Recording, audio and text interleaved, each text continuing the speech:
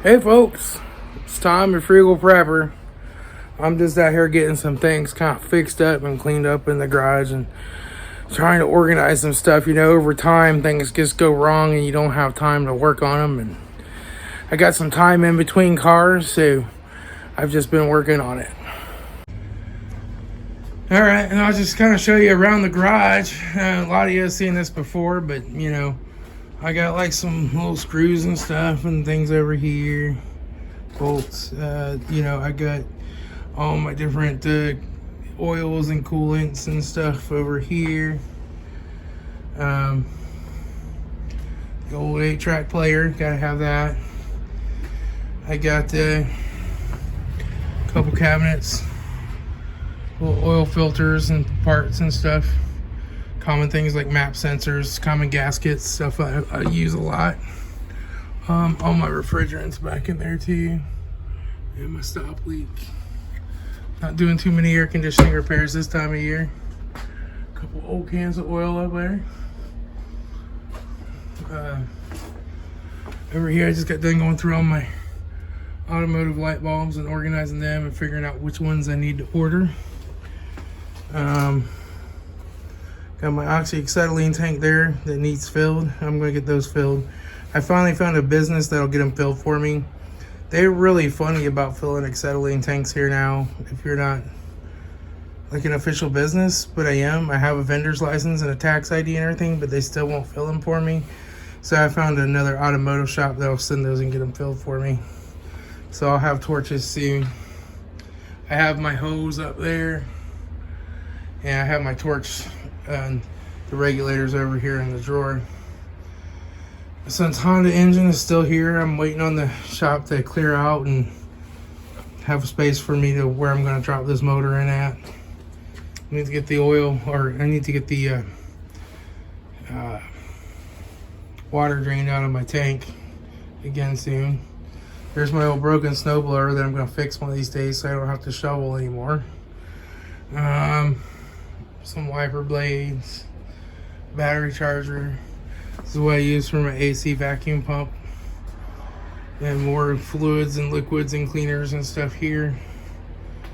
And I got like the Dorman Master Line kit, and I got the big hydraulic crumper thing down there. I got all that stuff. I got one of those old battery chargers that I like really well.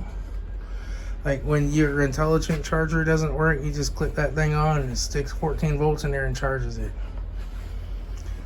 And my toolbox, it's kind of a mess. Got my scan tool up here. Drill batteries and charging and all that stuff's up in this box. More tools in this box. A vise. I love this vise. This vise is so handy. You know, just more stuff. I was doing some electrical repairs and replacing some light bulbs in these right here.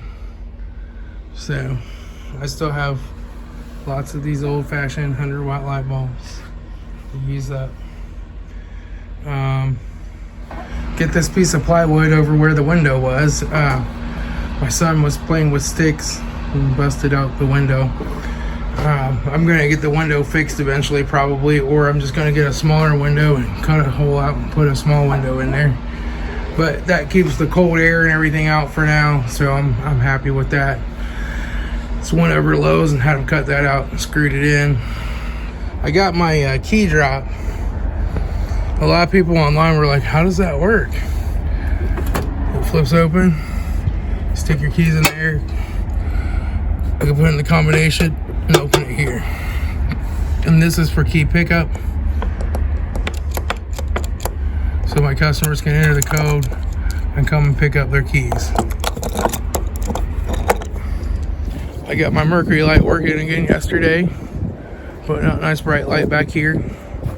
And I got a new light on the shed yesterday because the old one died, so I put a new LED light on there. It's more orangey kind of, but it works. So I'm happy with that. And that one's just controlled from an Alexa switch that turns it on before sunset and off before the sunrise or whatever. And there's my garden. There's what's left of my garden. I just pulled the plastic off of it and gave up on everything else, and I harvested the rest of my carrots yesterday and pulled the plastic off of that. So everything's officially dead and a write-off out here right now. Well, you could probably still harvest some of that spinach mustard, but a couple more months I'll be out here working on getting the garden planted again. Yeah, more stuff to do, but yeah, Mercury light's pretty bright. That's not one of the coated bulbs, so it's a little bit more, you can tell it's a little bit more bluish green light. The camera really picks up the blue green of it more so than just looking at it. But I ordered one of the phosphor bulbs, so next time it burns out I'll put a phosphor bulb in there. And there's my window that got broken. Gotta take that and have some new panels glazed in it. Oh, there's a transmission filter kit for something, I don't know what. I got my drill press. I don't use this often, but when I've had to use it, it's really come in handy. Mark Fox, I think, gave that to me. And that's been a really nice drill press, actually. I really like it a lot. It's starting to get a little rusty. I try to oil it now and then, but in the garage, it goes from cold to hot out here a lot when I heat it, and it builds condensation on stuff and it rusts. My electric, I added that electric service a few years back and just kind of redid it and made it neater. But I got my big battery charger. This is what I think Mark Fox brought me to you. And this thing's been excellent. I use this constantly. I'm always using this thing. This has been so nice.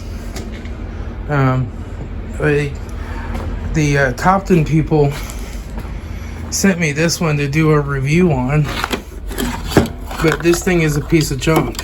It'll do an okay trickle charger on a fully charged battery, but anything else is just junk. It doesn't charge, it doesn't work. And I got a hold of them and told them what my review was going to be about, and they're like, oh, that's okay, just don't do a review. So don't buy that thing. See, I got the furnace blower, got my generator, my whole house generator there, a couple of tires, my Snap-on creeper that I really hardly ever use, but I've had that for like 20 some years. But yeah, that's what's going on. I broke out the big propane blower heater the other day because it was really cold. I bought this at a garage sale for $15. So I had to put a new O-ring in the fitting, but you know, it all works. So that's what's going on with me. I think I got me a Yoda coming for some axles, and after that I got me a rear transmission mount on a Yukon, and you know, whatever else comes up, whatever else happens.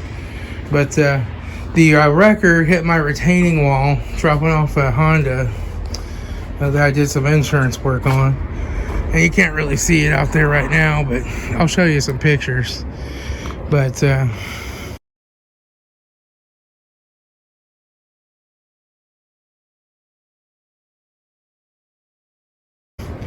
they got a mason out here and got it fixed for free.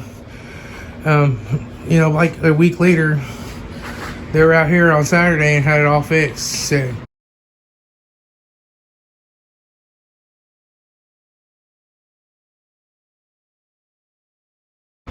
a lot of people don't think about it. When those stone retaining walls come down, you have to pay a mason to stack them, and stack them just right so that they hold everything back and they're slanted right and they're fitted together right. And masons are not cheap. They're thousands of dollars. People hit those stones with their car and they're like, oh man, I messed up my car. I'm like, you messed up my stone retaining wall. That's thousands of dollars to get fixed. So I'm going to get some steel posts from work out of the scrap bin whenever they have some, and sink them down in there and fill them with concrete and put like a little guardrail across them around the stones at the end of my driveway that everybody likes to hit. That way they hit those steel posts, they're not going to give, you know, so that'll help protect that from happening again.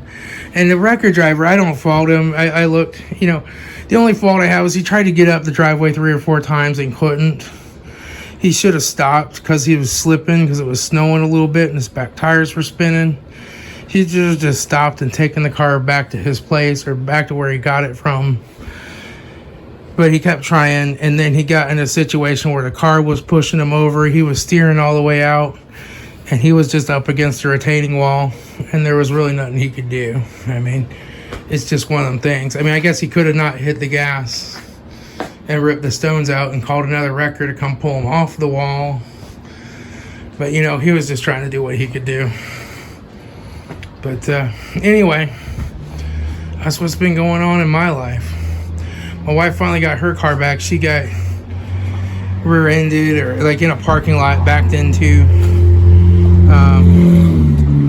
And the people were really aggressive and mean. And we found out once the police got there that they did not have insurance or a license, but it smashed in this whole rear bumper thing and broke the taillight and broke the plastic off over here. And it was like $2,700 to get that fixed. And so then she's driving along today. Some guy standing in the road with a big chain, and he swings that at her car.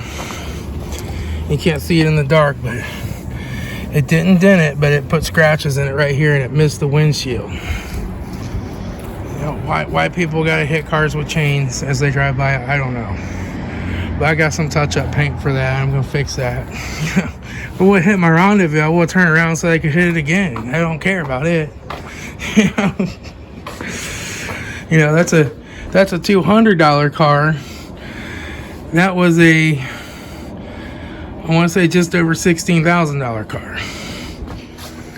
But yeah, that's everything that's going on.